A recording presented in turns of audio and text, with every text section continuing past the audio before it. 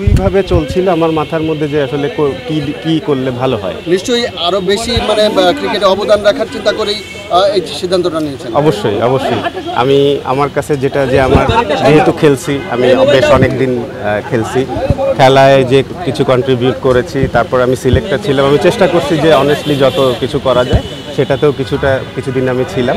তো এখন আমার মনে হচ্ছে তো ঠিক আছে, আর এক স্টেপ হেড গিয়ে যদি করার থাকে তো অবশ্যই আমি আসলে মেইনলি ক্রিকেটের ভালো কিছু করার জন্যই আমার আসলে প্রেশারের কিছু নেই।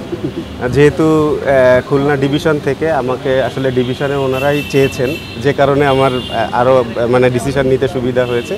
তো এটা প্রেশারের কিছু না।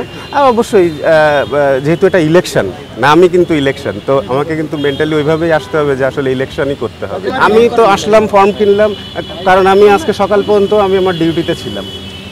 আমি যে কাজ আমি সিলেট থেকে আমি আসছি, এসে তারপর ফর্ম যখন কিনছি তো তারপর আমার মেইনলি রিজাইন দেওয়া, যে এখন অ্যাকসেপ্ট যদি হয় সেটা কখন হবে।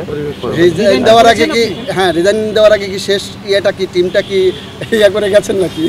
এটা কথা হয়েই আছে, যেহেতু মানে আমি এই এখন থেকে আর নেই। আমি আমার তরফ থেকে যদি বোর্ড মনে করে যে না আমার আসতে হবে, আবার জানাতে হবে, আবার বসতে হবে, কথা বলতে হবে, কোনো সমস্যা নেই, আমি আবার আসবো। বাট যেহেতু আমি দিয়েছি জমাটা, তো আমার কাছে মনে হচ্ছে যে এই মুহূর্ত থেকে যারা দায়িত্বে আছেন ওনারাই আসলে টেক ওভার করবেন।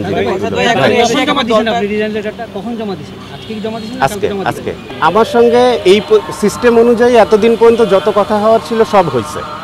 আর এই এখন থেকে এর পরের থেকে যেটা হবে, এখন তো ওনারা দুইজন আছেন, শান্ত ভাই নতুন ইনক্লুড হয়েছে, লিপু ভাই তো আছেনই, তো ওনারা ডিসিশন নেবেন যদি কোনো ডিসিশন নেওয়ার থাকে। আর যদি না থাকে তাহলে হয়তো আগে যে কথা হয়েছে সেই অনুযায়ী হবে, অ্যাকর্ডিংলি যাবে ওনারা।